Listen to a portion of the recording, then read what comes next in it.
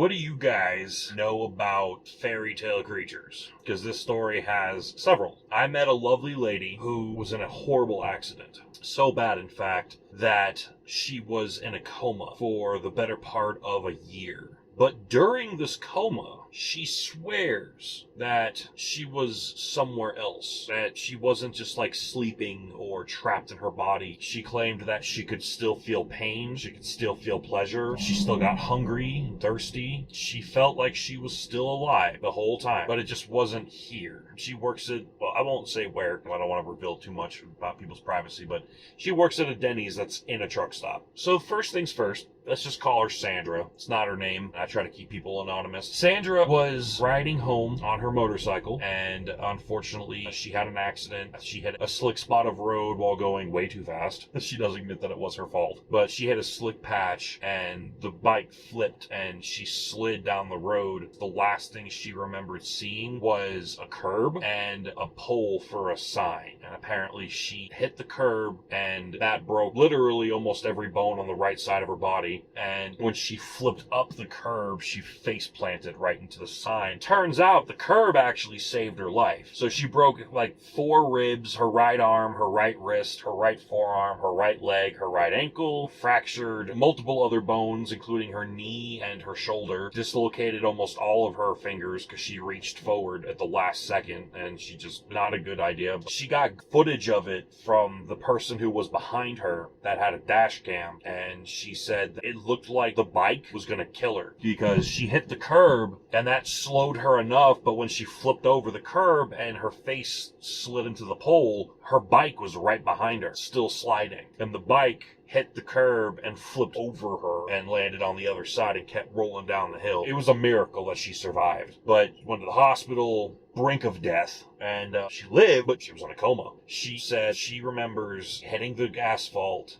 feeling the heat build as her jacket and pants from friction sliding on the asphalt, even though the asphalt was wet. And then the last image she saw was a pole. And then she woke up in a grassy field in broad daylight with a beautiful sunset taking place. And she said she could smell roses and flowers. It was very tranquil, very peaceful. The grass was soft. She could hear the wind blowing through trees. And her first thought was, is this heaven? Did I die? Am I in heaven? So she sits up. The very next things that she notices is she is not wearing the clothes that she was wearing in her accident. She's wearing like a blue sundress, and there's a blue hat that matches, and she's got like blue Nikes on her feet, but they weren't Nikes, they were just like sneakers. And she gets up and starts walking around, and to her left is about 100 feet or so away, there's a cliff that goes down to this massive ocean. She said the ocean was like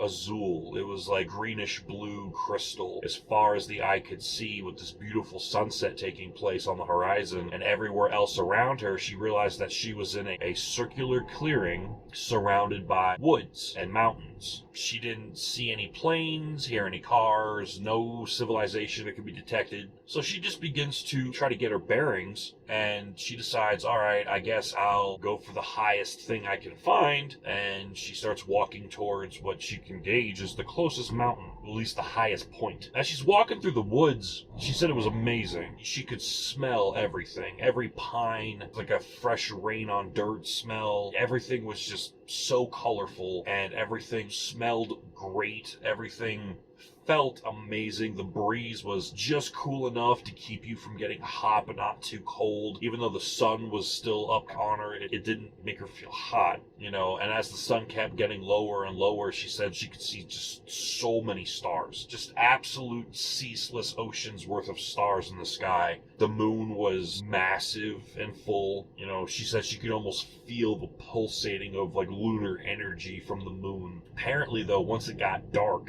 the woods started to get a little creepy. So she's walking through these woods, and she's heading towards the highest point around her, right? She's about to crest some rocks and a formation going on, so she's like, all right, I'm gonna get to the top of this little formation, see what I can see. So she gets to the top, and much to her surprise, she sees what looks like a small town. Now, she's looking at a very steep downhill grade. There's no walkway, there's no road. The only way she's even able to really tell that there's a town down at the bottom is orange light coming through the windows of some of the buildings. So not a electrical light. She didn't see street light. So she gets on her way, moving down the hill. But as she's moving down the hill, she's starting to feel like something's watching her. And she's hearing whispers behind the trees in the woods. And she's starting to get a little uneasy. But while she's continuing down the mountain, she does have this thought, what if I'm in a coma? And these whispers and sounds I'm hearing are the nurses and stuff around me in the operating room or something. And she's like, maybe I'm in limbo or purgatory. As she keeps pushing, but these little whispers and cracks of twigs in the distance, it's getting louder, and it's happening more frequently the closer she gets to the town, until she does finally pick up the pace quite a bit. She was very thankful that in this dream, or this vision, whatever it was, that she had proper footwear on, because she said if she'd had done this with sandals or barefoot, she never would have been able to make it. She finally gets to the bottom and clears the tree line, and she's in another clearing with tall grass, and she's walking towards the town, and she's like, I can't come off as crazy. I gotta come up with a story. I gotta come up with something that'll make sense for me being here. And even when she was in this little village, she realizes there's not even like a road or walkways going between the buildings in this village. It's like they're just placed in the grass. So she goes up to the first house she sees, knocks on the door, and at first she doesn't hear anything. After the second round of knocking, the door cracks, and she saw, could only be described as a half man, half goat. He had goat legs, he had horns, but he had a man's upper body and face. So she is obviously baffled at what she's looking at. Her next thought is, am I in flippin' Narnia? Like, what is this? And this goat man, we'll just call him Bob for now. Bob's like, can I help you? And she's like, yeah, I need help. I have no idea where I am. I'm trying to figure out what to do. And she basically just decides to go on the path of honesty and just goes, look, I woke up in a field. I don't know where I am. I can't remember how I got here. I've got nothing on me. I woke up in a field in these clothes that aren't even mine. I've got a hat, my sundress, these sneakers. I don't have a phone. I don't have my purse or my wallet, my ID, nothing. And a lot of these words are kind of making this Bob kind of tilt his head, and he's like, well, I don't know what a lot of that stuff is, but you can come in if you want. So he opens the door up the rest of the way, and the first thing she notices is the house looks like a normal sized house, but everything in the house is small.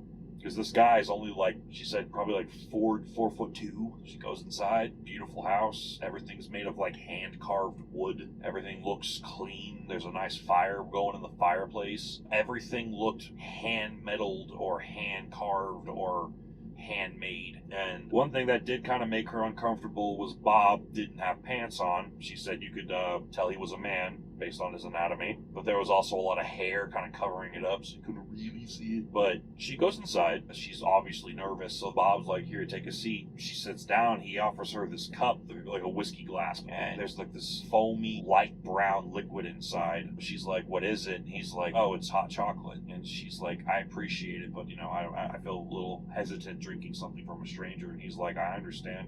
It's there if you want it. So tell me everything that happened. And she describes the last thing she remembers, which for her was the motorcycle accident. And Bob's kind of looking at her weird, like he doesn't understand what a lot of the words that are coming out of her mouth mean.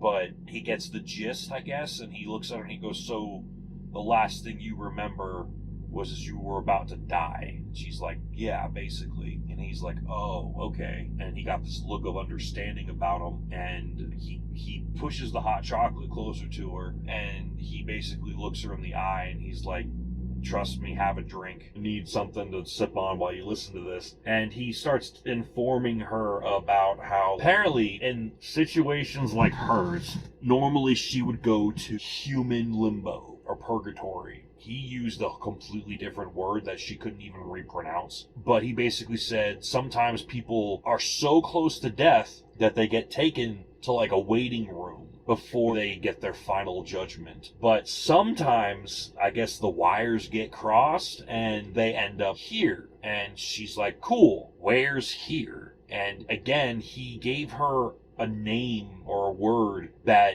her brain just couldn't even make sense of it. So he just said, just think of it as purgatory for the creatures of the imagination. And she's like, purgatory for creatures of the imagination. And he kind of like does this to himself, like, look at me. And she's like, so what? Like, you're telling me when fairy tale creatures die, they come here? And he's like, yes. And she's like, okay, did you exist on Earth like a long time ago? And basically what he put it as is we're a combination of fiction and fact. If we were believed in hard enough, we began to actually exist in the real world.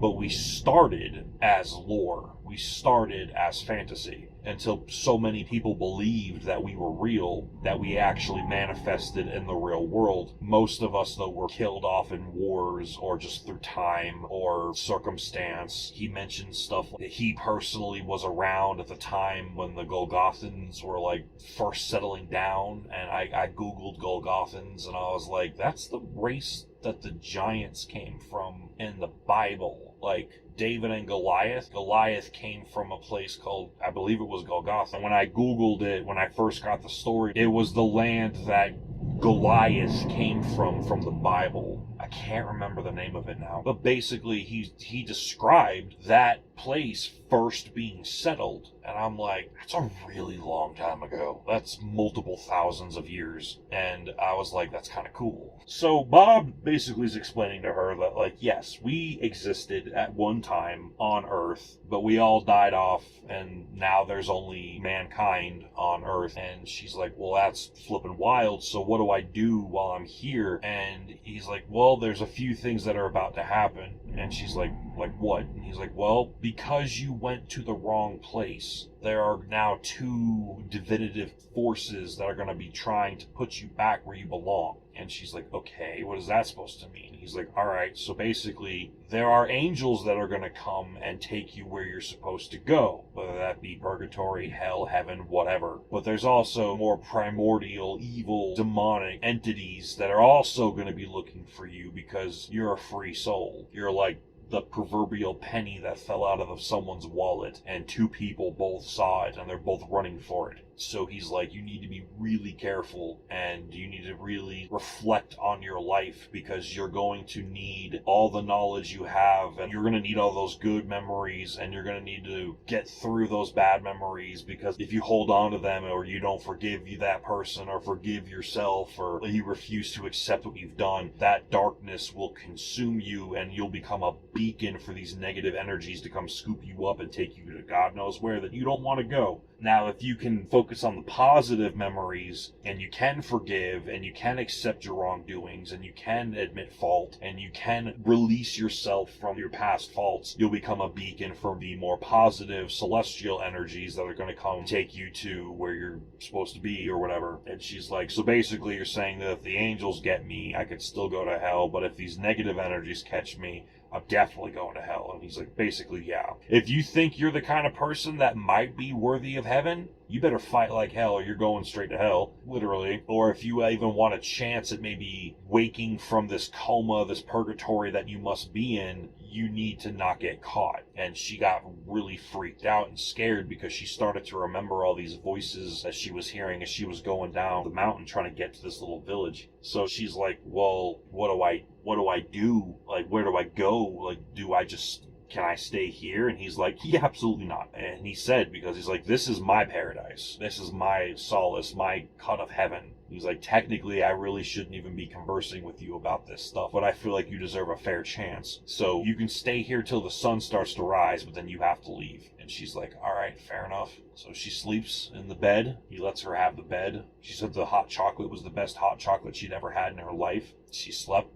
She woke up. She did say one weird thing, though. While she was asleep in the bed, she said that it was like, as soon as she laid down, her eyes instantly started to fade, and then they immediately opened, and it was daytime. But yeah, she woke up. He made her breakfast. I think she said it looked like it was quail eggs, sausage, and like potato wedges with a fresh squeezed juice of some fruit that she had never heard of. She said it was like a combination of like blueberries and watermelon. It was weird, but she said it was delicious. And he sends her on her way, and he's like, he's safe? She's like, should I take a weapon with me? Something like, what do I do? And he's like, I don't know. I'm not human. I've told you everything I know. Your best bet would be follow your heart and keep on moving. Don't stop unless you have to. So she just kind of looks around looking for a direction to go, and he points to the mountain and he goes, if I was you, just so I have a set point to go to, I hear the view is really nice at the top of the mountain. Now, as she starts to walk out of the village, she sees a lot of weird shit. She sees half deer people, half goat people, people that had animal features. There were people that looked like elves, but they weren't like the elves you're thinking of. They were like 8 feet tall. Their ears were probably a foot long apiece, very pointy. Their skin was, she said it looked like porcelain.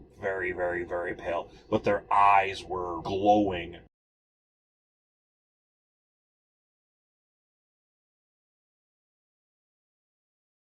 But their eyes, they didn't just have eyes. Their eyes looked like they actually emulated like the light coming from the back of your phone screen, basically. And everyone just kind of went about their business. Like there was nothing to be done and everything to be done at the same time. Everyone had a purpose, everyone had a job, everyone had something to do, but none of it seemed important, the way she described it. It was like everybody was doing a job they wanted to do because they just enjoyed doing it. There really wasn't a need for it. And again, to me, I'm like, that sounds like paradise. Like having something to do, but not needing to do it and doing it at your leisure because you simply enjoy doing it. That sounds great. It's like having a hobby. So she sets forward, starts moving towards this huge mountain. Like, well, I guess if I'm going to go somewhere, like you said, the view from the top of the mountain must be pretty cool. As she kept walking up this mountain, she said that it was never too hot, never too cold. Everything was beautiful. Everything was serene. Everything was perfect. Everything was just picturesque everywhere she went. And she found delicious berries along the way and random fruits. And she's like, well, I'm pretty much already dead, so nothing here can poison me. So she just kind of munched and crunched on every nut, berry, and fruit she found along the way. She said she remembered at one point she decided to pick up what looked to be like a walnut off of like a shrub,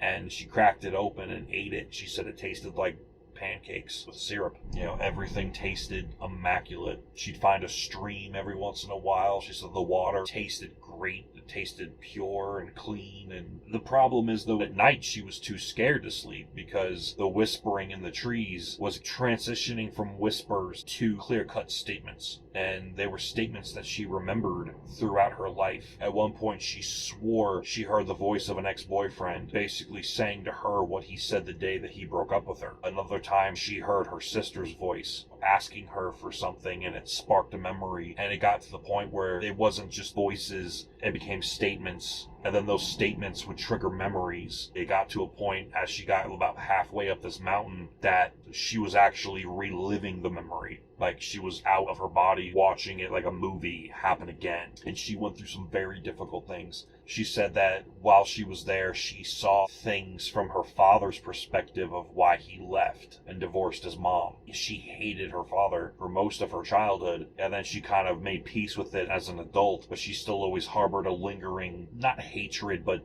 you know, my dad left me kind of like, what the hell? But while she heard his voice, had a memory, saw it, and even though she wasn't in the picture anymore, she could still see her dad, like, after he left, and see what he was going through and what he was dealing with. And she said she started to see things from his perspective as to why. And funnily enough, she actually said that by the time she woke out of the coma, she wanted to slap her mom across the face, because apparently a lot of the memories that she kept having behind the scenes, her mom was a bitch. Like, she was very nice to her and treated her great at all times, like best mom ever. But everyone else in her life, like her little sister and her father and stuff, she was mean. I won't go into all the details, but she was getting bits and pieces of her life and perspectives she'd never seen before, like little blobs of truth about what was really going on. And what really also shook me too was she did eventually go find her father after she woke up from the coma, and she told him some of the stuff that she had seen, but she worded it differently so she wouldn't come off as crazy, and basically said, I found out through a family friend or a neighbor. She was able to spin it where she found out through normal means, and he confirmed everything she was saying. So she was seeing things in this other world that she could not have known, but she saw it while she was there. And he confirmed everything she was saying happened. And she confirmed it with not just her dad. She talked to her sisters, her siblings, her mom, everyone. And they were all kind of looking at her like, how did you get this information? How do you know these things? And she just never told them because, again, she didn't want to come off as crazy. And while she was climbing the mountain, she also mentioned some other cool stuff. Nothing too intensive to the story, but she saw a lot of other creatures and animals. And she swears at one point, when she was about halfway up the mountain, you know, she's pretty high up at this point, that she could see what looked to be giant dragons flying through the sky around other mountains off in the distance, what looked to be massive stone golem statues the size of mountains themselves, slowly walking through the woods, leaving trails of absolute destruction behind them. But yet also at the same time, the forest would fix itself almost immediately. So it's like these colossal humanoid stone golem statue things were walking in between mountains, and the destruction they'd leave behind almost immediately repaired itself. So it's like they're here, as they're walking, they're leaving a trail of destruction, and then there was like a line behind the golem, and as they walked, it would just repair itself. Like nothing happened. She even said she tested this thing, and she stepped on a flower and squashed it, and she said by like an hour later, flower was back like nothing happened. Completely fine. All the petals were back. She tore some bark off a tree. Same thing. She still had the bark in her hand, but the tree was back to normal like nothing happened. Absolutely wild. So, Sandra's about halfway up the mountain at this point. The voices are getting louder, and they're starting to make her have visions of her life and people that are in her life from perspectives that she could have never have known. So she's starting to panic a little bit because she doesn't know where this is going or where these voices are coming from. She can hear them,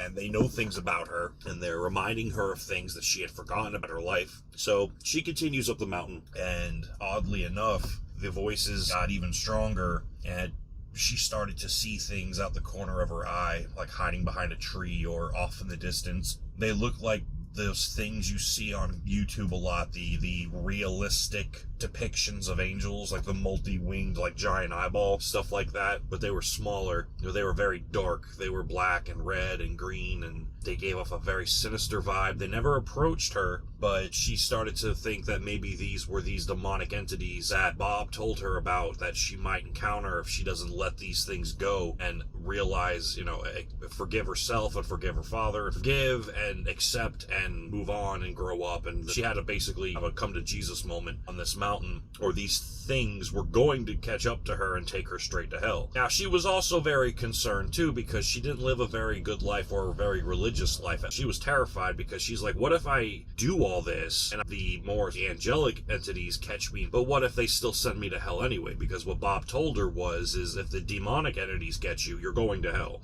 If the celestial entities get you, you'll be brought for judgment. So it's like, what if I get judged and I end up in hell anyway? So there was a part of her that was like, maybe I should just stay here and just stay away from these things and just exist here. I mean, hell, why not? The water was great, the food was great, the weather was always nice.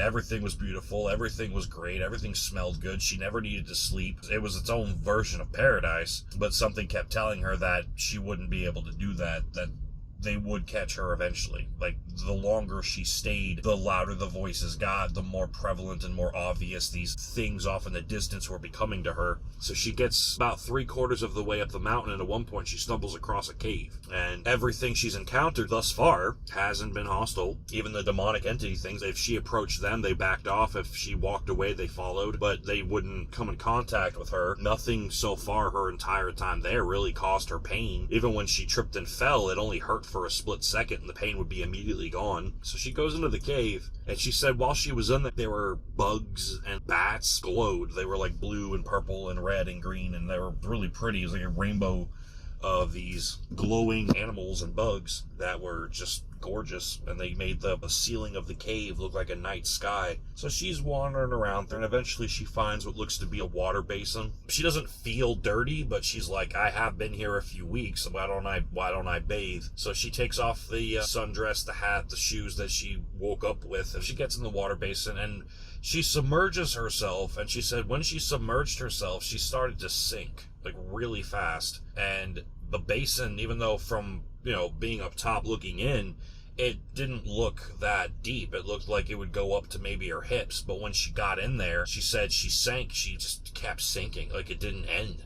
And it darker and darker. She couldn't see the glowing bugs or the glowing bats anymore, because the glowing insects and animals in this cave lit it up enough that it was almost like a bright moonlight night. Now it's just pitch black. And while she's down there drowning, fighting for her life, she starts to see these things, these demonic entities swirling around her, and they look horrible, like sea monsters and lizard monsters and fish monsters and tentacle monsters and all this other crazy creepy crap. Some serious eldritch horror looking kind of of stuff, and she starts praying for the first time since she was like a little girl to be saved from this. She's basically pleading her case to God, and at the very last second when these things were just encroaching on her and she's like, they're gonna take me, this brilliant white light shot from underneath her and hit her in the back, and it pushed her up out of the water, and she actually came up out of the water and landed on the side of the basin. She said it hurt like hell, but it only hurt for a second. But she said, she on the side, and she's in tears, obviously, because she was mortified. And she looks in the basin one last time before she gets dressed and leaves, and she said she could see at the very, very, very bottom of the basin there was a bright white light, and there's a part of her that almost wanted to jump back in and try to swim for that light, but she knew, like, don't get back in the fucking water. Let's not do that again. So she lets herself air dry a little bit. She gets dressed. She keeps pushing her way through the cave because the cave keeps going. I would have left the cave at this point, but she kept going. She eventually comes up to what looks like a spiral staircase in this hewn out section in the back of the cave in a circle, and it definitely looks man-made, or not, well, I'll say man-made, but it's not natural cave, obviously. And there's a spiral staircase that goes up, and she's like, maybe this is a fast track to the top of the mountain. And she said while she was putting her feet on the stairs,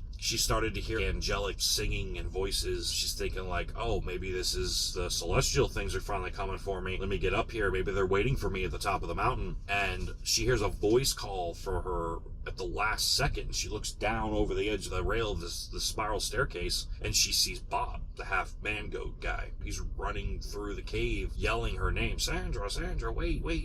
So she stays there and waits for him to catch up, and he goes to her, and he's like, whatever you do not go up that staircase. And she's like, why not? It's faster than climbing, and I can hear the angels and everything, I think. And he's like, you're not ready. If you go up there and you're not ready, they're gonna send you to hell regardless. So she's like, well, what do I do? I feel like I've forgiven everybody and everything and everyone I could think of. But there was a little thing in the back of her head that kind of agreed with Bob. So she comes back down the staircase and she's talking to him, and he's like, look, I'm really not supposed to be doing this because this breaks a lot of rules, but you seem like a good person. I'd hate to see you get sent to hell. You really ought to spend some more time. Just make sure you're ready before you go up there. And he said, I know that this would be easier, but you really should probably climb the outside of the mountain and get further up and climb to the top. And she's like, okay. This is the only person she's really had communications with that seems to be nice, care about her. He fed her and gave her a place to sleep. So she's like, all right, I'll listen. So he takes her out of the cave, and she's like, I'm horrified, man. Like, I don't want to go to hell. I don't want to die neither. With what I've learned since I'm here, I would like to go back to living and confirm that I'm actually not just in a coma, fever dreaming these things, and that they are true. I'm trying to forgive, but I don't know if what I'm seeing is even real. I don't know if you're real. I don't know if this cave's real. I don't know if the mountain's real. How am I supposed to truly act on what I've seen, not knowing if it's real or not? Bob basically tells her that's grace, that's faith, that's what that is. And he said, even if it isn't true, even if it's all fake, wouldn't it be better to forgive and move on and be the better person and potentially save yourself, but also just get it off your chest? What if you do go back? Don't you want to be free of all this and live a normal life and not be so bogged down with hatred towards your father and malice in your heart and knowing what you let yourself become because of your mother and being as prideful and arrogant and horrible as you were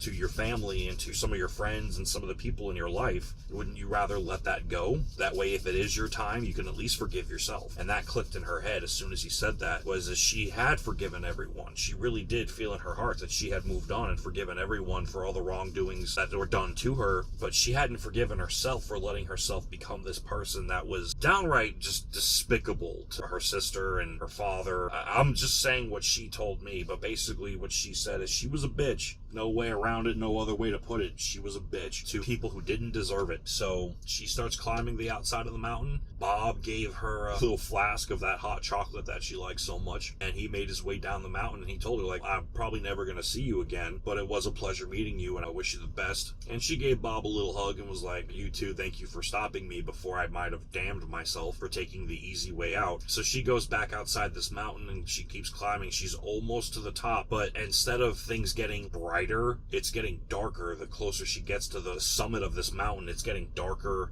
these creatures are getting closer and closer until she's literally almost arm's reach sometimes. Like, she'll see them at the corner of her eye and turn, and they're not there. But when she saw them in the corner of her eye, she felt like she could have just reached her arm out and touched one. And she's telling herself again and again and again, like, I forgive myself. If I get out of here, I'll do better. But right before she gets to the top of this mountain, she finally let go of the last piece, and she's like, you know what, even if I don't make it out of here, and I do get judged, at least I want to know that I was able to forgive myself. And if I don't get a chance to do better, I forgive myself. I forgive everyone else. And there was like a lightning bolt that struck the top of the mountain right before she crested the top. And she looks up top, and it looks like a telephone, like an old rotary phone, but it's really decorative and fancy, and it's made out of like gold and silver and white marble and very heavenly looking. And she walks up to it, grabs the receiver, picks it up, and she hears a voice on the other end, and it sounds like a man with a very, very gentle voice. And it basically says to her, do you get it now? And she's like, yeah,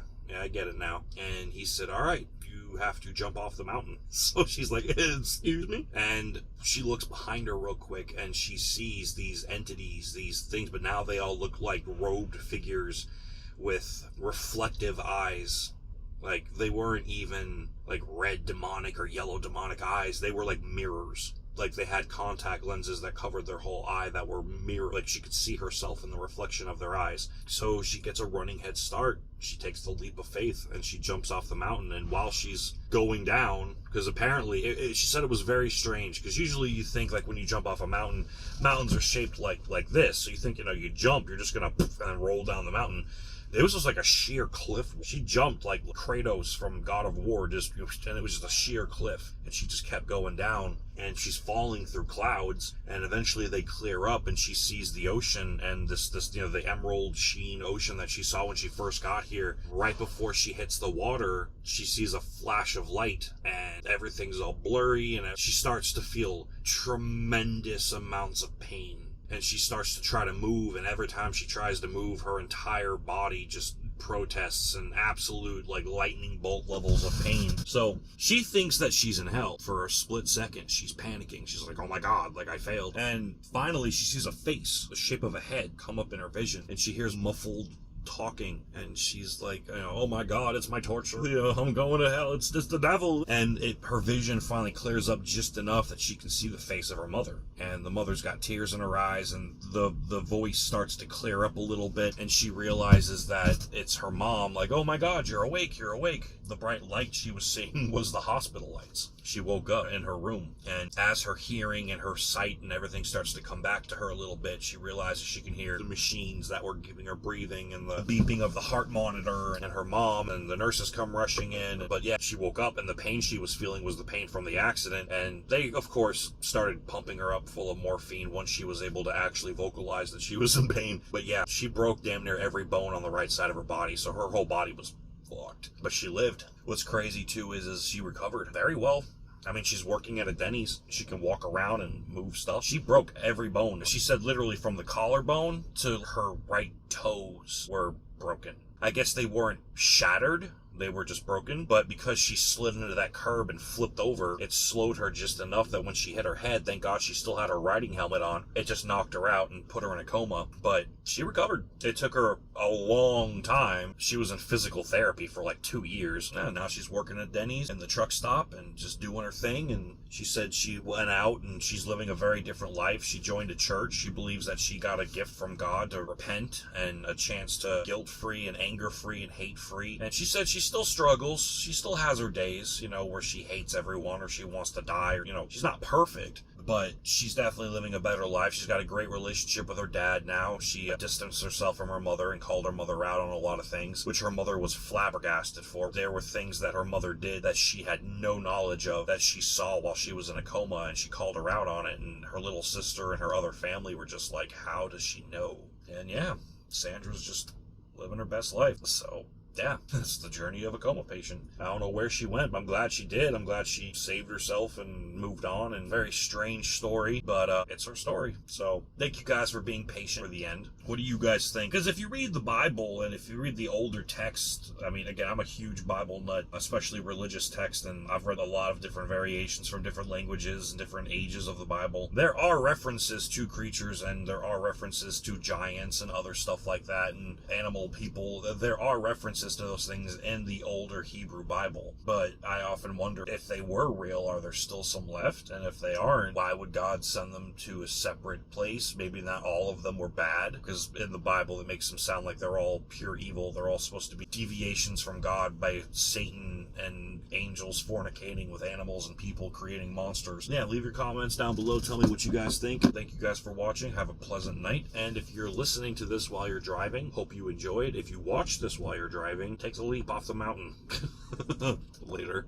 Thank you for watching. If you enjoyed the video, please like, subscribe, maybe even leave a comment, and check out my other videos, like this one. Bye-bye.